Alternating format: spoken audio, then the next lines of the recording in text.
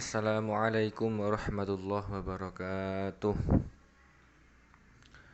Alhamdulillahirabbil alamin. Rabbi syrah li sadri wa yassir li amri wahlul 'uqdatam min lisani yafqahu qauli. Bagaimana kabar anak-anakku semua?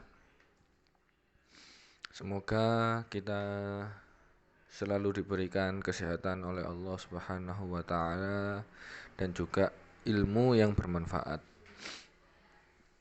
Baiklah anak-anak, karena materi kita sudah selesai sebelum PTS, maka hari ini Pak Fuad akan mereview atau menjelaskan kembali mengenai materi yang kemarin, yaitu tentang hewan kurban, ya, memahami pelaksanaan ibadah kurban.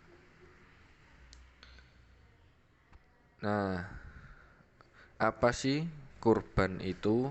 Ya, kurban itu kalau di dalam bahasa Arab yaitu diambil dari kata koroba ya korobu kurbanan, artinya mendekat atau dekat, ya.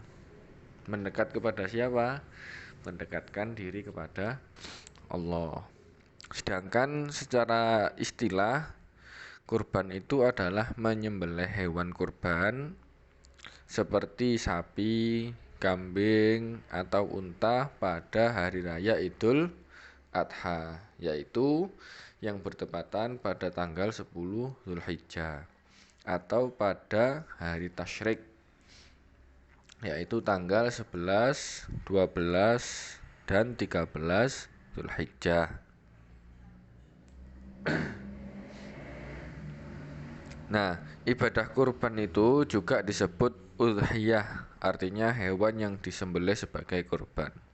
Jadi, kurban ini adalah suatu ibadah yang disunnahkan, di mana pensyariatan kurban ini terjadi pada zamannya Nabi Ibrahim, yaitu ketika Nabi Ibrahim diperintahkan oleh Allah untuk membelih putranya.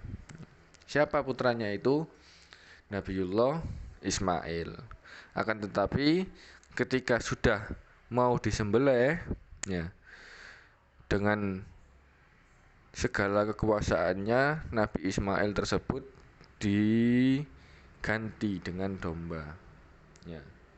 Nah, ini awal mula pensyariatannya penyembelihan hewan kurban. Nah, dalilnya hewan kurban itu ada di dalam Al-Quran, surat Al-Kautsar. A'udzubillahi minasyaitonirrajim. Inna a'tainakal kautsar fasholli lirabbika wanhar inna syani'aka huwal abtar. Ya, yang artinya sungguh kami telah memberimu nikmat yang banyak, maka laksanakanlah sholat karena Tuhanmu dan berkurbanlah. Sungguh orang-orang yang membencimu dialah orang yang terputus dari rahmat Allah. Ya. Terus hukumnya kurban itu bagaimana? Wajibkah? Sunnahkah? Mubahkah? Ya. Maka hukum kurban itu menurut jumhur ulama adalah sunnah, atau menurut kebanyakan ulama dalam fikih hukumnya adalah sunnah. Ya. Sesuai dengan hadisnya Nabi, ya, di sini di LKS itu ada umirtu bin nahri wa huwa sunnatun lakum.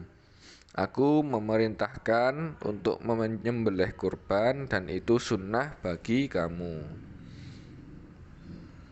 Nah, bagi mereka, ya, bagi orang-orang yang belum bisa berkurban sendiri, maka diperbolehkan untuk iuran atau urunan, ya, patungan. Nah, ini boleh. Akan tetapi tidak semua hewan boleh digunakan untuk boleh berkorban dengan sistem iuran, ya, hanya sapi dan unta, ya. Kalau kambing tidak boleh. Kalau kambing itu hanya untuk 1 orang. Tapi kalau sapi bisa untuk 7 orang. Nah, kemudian ada perbedaan mengenai hukum kurban, ya.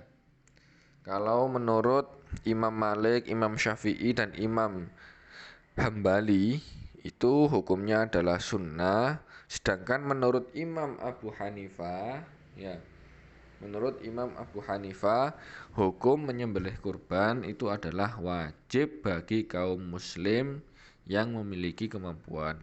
Artinya umat Islam yang mampu untuk berkurban maka hukumnya wajib.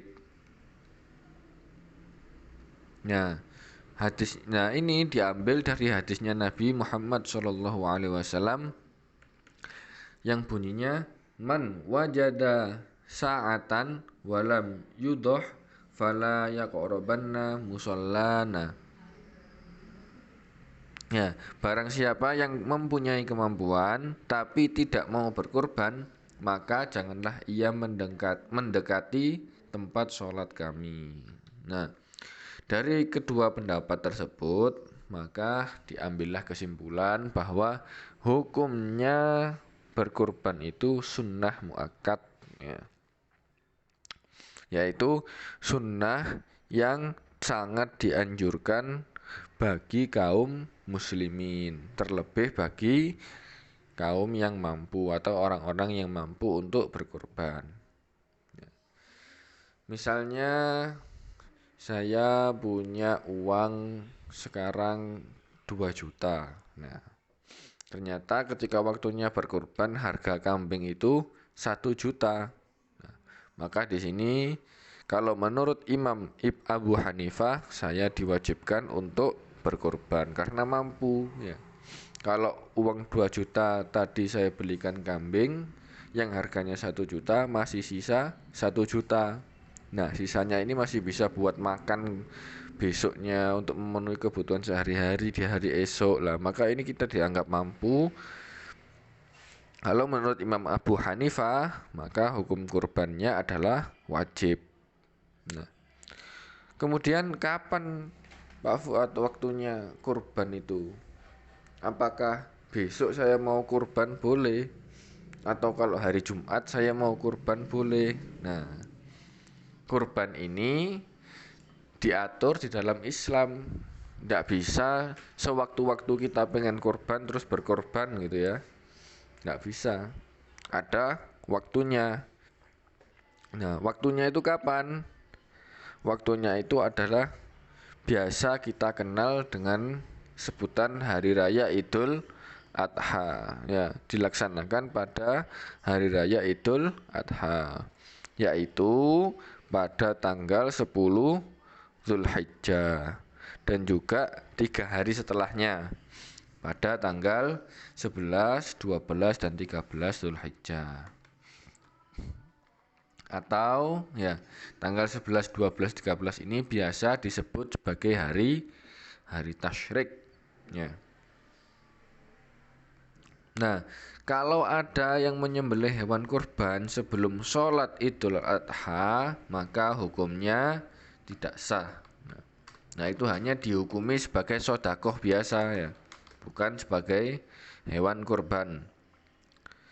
Sesuai dengan dalilnya Nabi Muhammad SAW, ya, diperhatikan ini. An Jundab bin Sufyan qala Nabi sallallahu alaihi wasallam yauman nahri faqala man dzabaha qabla an yusalliya falyu'id ukhra wa man lam yadhbah falyazbah. Ya, dari sahabat Jundab bin Sufyan berkata Nabi pada hari Idul Adha, ya, pada hari raya Idul Adha berkata, barang siapa yang menyembelih hewan kurban sebelum ia bersolat, ya, sebelum ia sholat Idul Adha, maka hendaklah ia mengulanginya di tempat lain. Dan barang siapa yang belum menyembelih, hendaklah ia menyembelihnya.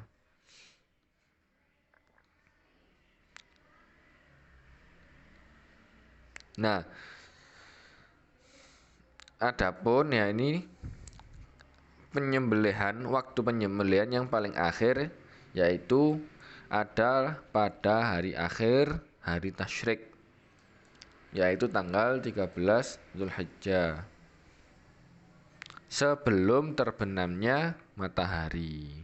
Nah, makanya kalau Idul Adha itu biasanya kita dari malam sholat Id sampai 3 hari setelahnya itu kita selalu membaca ini takbiran ya, selalu membaca takbir, tahlil ya, karena itu menunjukkan waktu-waktu pensyariatan disembelihnya hewan kurban. Ya, mungkin itu saja sedikit yang bisa Pak Fuad sampaikan. Kalau ada pertanyaan silahkan ditanyakan. Kurang lebihnya mohon maaf. Semoga apa yang kita pelajari hari ini bermanfaat. Wassalamualaikum warahmatullahi wabarakatuh.